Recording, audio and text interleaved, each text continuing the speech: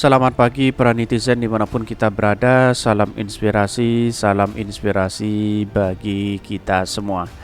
Agak menarik juga yang selama ini Pak Sandi koar-koar terhadap utang piutang, katanya seperti itu waktu DKI Jakarta 2017 ya.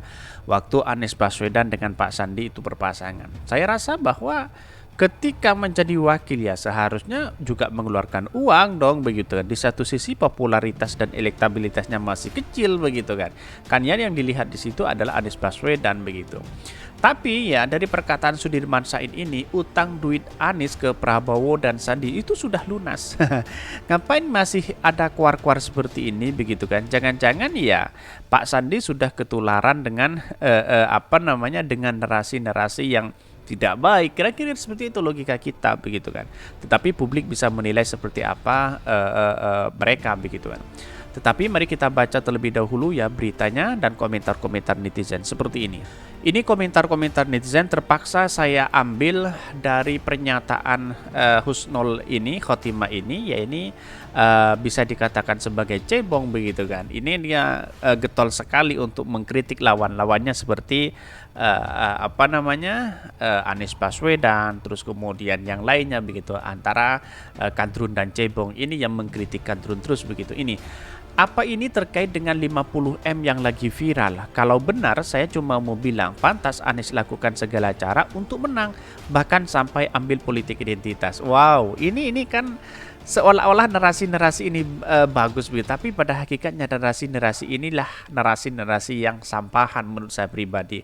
Karena kenapa? Justru mengeluarkan 50 miliar itu Anies Baswedan tanpa kompromi ya, tanpa kong kali kong dengan para cukong-cukong oligarki yang memberikan modal, kan seperti itu begitu. Dia modal sendiri begitu kan. Saya kan sering mengatakan bahwa ya, saya sebagai rakyat kecil hanya mengusulkan pemilihan kepala daerah baik gubernur bupati jangan dibiayai oleh negara. Dia biaya sendiri begitu kan, tanpa menghapus yang selama ini menjadi viral bahwa pemilihan gubernur dipilih oleh presiden. Saya tidak setuju sekali begitu kan.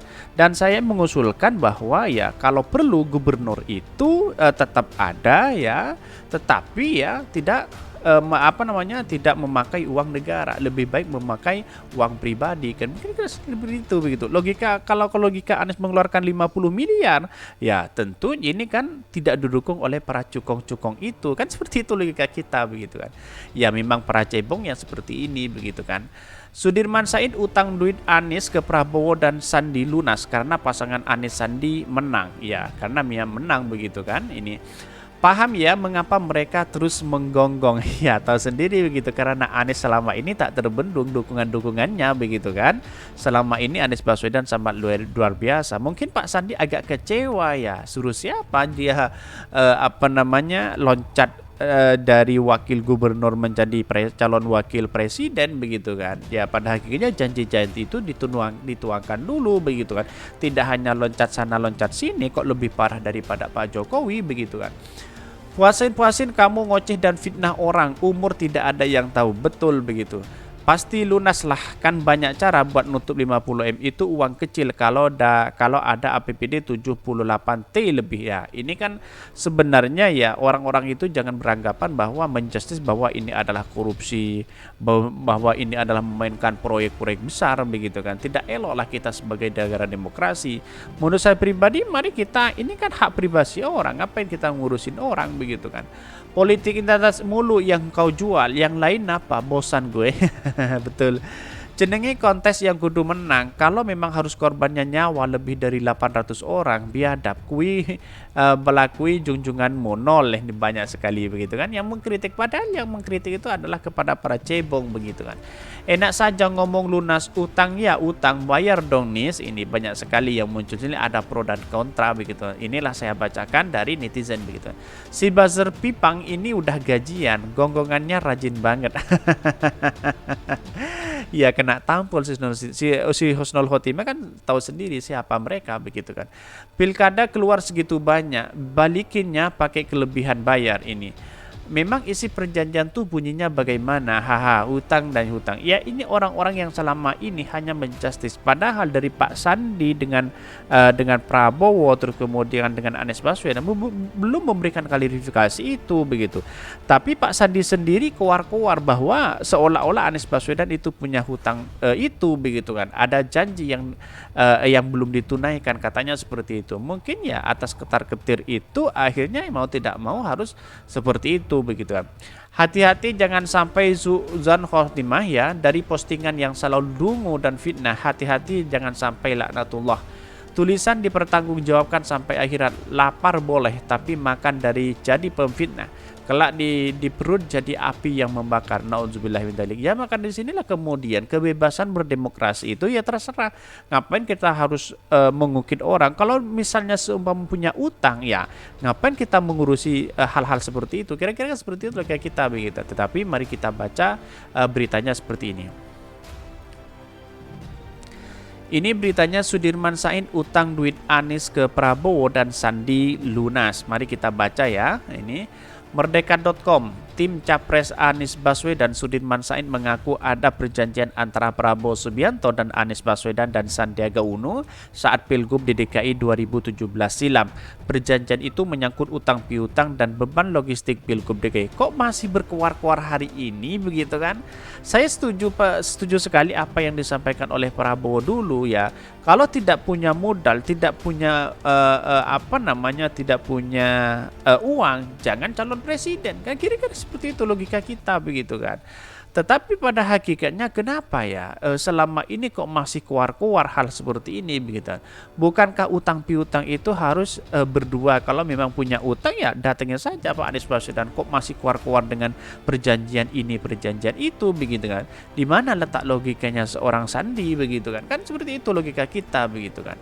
Walaupun Pak Sandi hari ini berada di pemerintahan ya, setidaknya ya apa maksud dan tujuannya kan itu yang harus dipertanyakan begitu kan.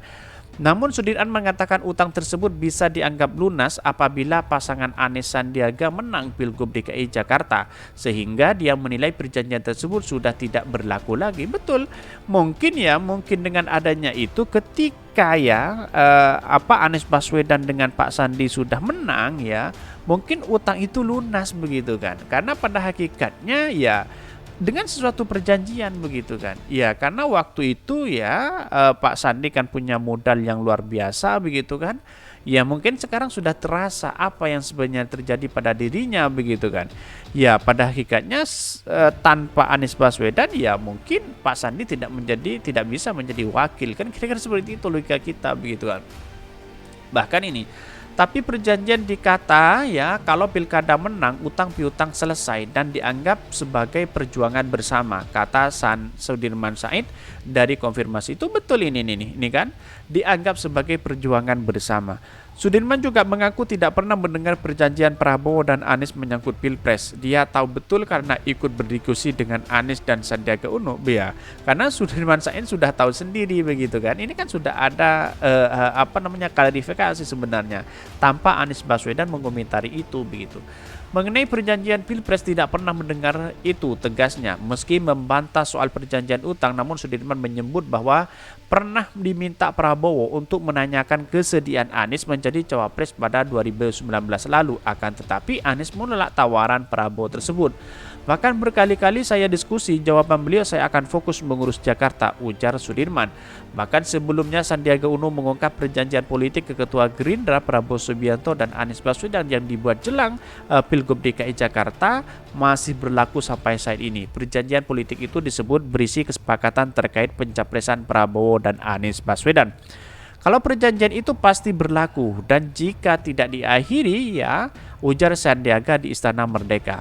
Sandiaga akan mengungkap isi perjanjian tersebut agar tidak menjadi bias. Ditanya apakah isi perjanjian yang dibuat tulis dengan tangan Fadlizon itu berisi agar Anies tidak nyapres bila Prabowo nyapres, Sandiaga hanya bilang isinya demi kepentingan bersama. Itu nantinya bisa dicek, mestinya sih bisa dicek di dalam itu, ditulis tangan sih itu. Jadi perjanjian itu perjanjian yang menurut saya memikirkan kepentingan bangsa dan negara. Kepentingan saat ini kita mencalonkan, kepentingan apa yang Pak Prabowo harapkan kepada kita berdua, poinnya, ujar Sandiaga. Tetapi kenapa ya Pak Prabowo itu tidak pernah keluar-keluar masalah ini begitu? Kenapa Pak Sandi yang hanya keluar-keluar masalah utang, masalah perjanjian dan sebagainya begitu kan? Jangan-jangan ya mungkin karena sedih atau apa, kecewa terhadap Anies Baswedan, mungkin pada mau tidak mau harus diungkit hal seperti ini. Apakah seperti itu? Ya wallahu alam. Tapi catatan kami bahwa menurut saya pribadi kalau dia punya utang datangin aja begitu kan. Tetapi menurut Sudirman Said, hal seperti itu bisa lunas ya, dianggap lunas karena Anies Baswedan dengan Pak Sandi itu menang begitu kan ya. Selama ini kemana? Sudah hampir 5 tahun kan, kira-kira seperti itu logika kita begitu kan. Mungkin itu ya yang kami sampaikan. Tonton terus channel Hodari Podcast Rakyat ini karena ada berita-berita menarik dan viral setiap harinya. Salam para netizen, salam inspirasi bagi kita semua. Jangan lupa di subscribe channel YouTube Hodari Podcast Rakyat ini.